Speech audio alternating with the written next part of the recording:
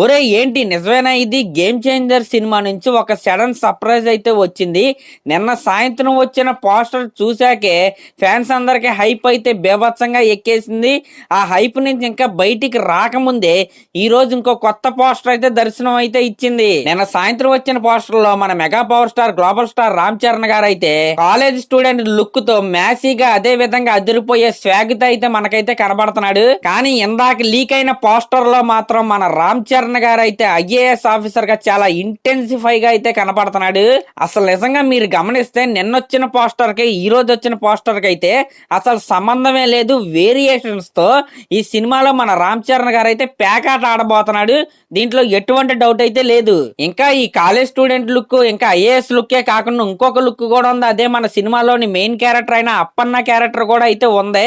ఈ సినిమాలో మరొకసారి రామ్ చరణ్ గారి నట విశ్వరూపాన్ని అయితే మనం అయితే చూడబోతున్నాం. ఇంకా ఇందాక లీక్ అయిన పోస్టర్ లో ఉన్న లుక్ అయితే మనకు ఆల్రెడీ అంతకు ముందు అయితే ఒకసారి అయితే రిలీజ్ చేశారు. కాకపోతే దాంట్లో మన రామ్ చరణ్ గారి ఫేస్ అయితే కనపడతారు, షాడో అయితే కనపడతా ఉంటది ఆ పోస్టర్ లో. కానీ దానికి సంబంధించిన ఒరిజినల్ లుక్ అయితే ఇప్పుడు మనం చూస్తుంది అనమాట. ఇది ఎక్కడో థియేటర్ దగ్గర హోర్డింగ్ లాగైతే పెట్టారు, అక్కడి నుంచి అయితే మనకైతే వచ్చింది. దీని హెచ్డి పిక్ త్వరలోనే నాకు తెలిసి రిలీజ్ చేస్తారని నేనైతే అనుకుంటున్నా. ఇంక ఇది పక్కన పెడితే ప్రీ రిలీజ్ ఈవెంట్ అయితే 21st అయితే జరుగుతుంది కదా, దాంట్లో చాలా అంటే చాలా సర్ప్రైజ్లు అయితే ఉన్నాయంట ఫ్యాన్స్ కి. ఆ ఈవెంట్ కి ఇప్పటికే చీఫ్ గెస్ట్ లుగా మన బుచ్చిబాబు గారు అలాగే సుకుమార్ గారు అయితే ఫైనల్ అయితే చేశారు. ఇంకా వీళ్ళు కాకుండా ఇంకొక చీఫ్ గెస్ట్ అయితే ఆ టైం కి అయితే రాబోతున్నాడంట.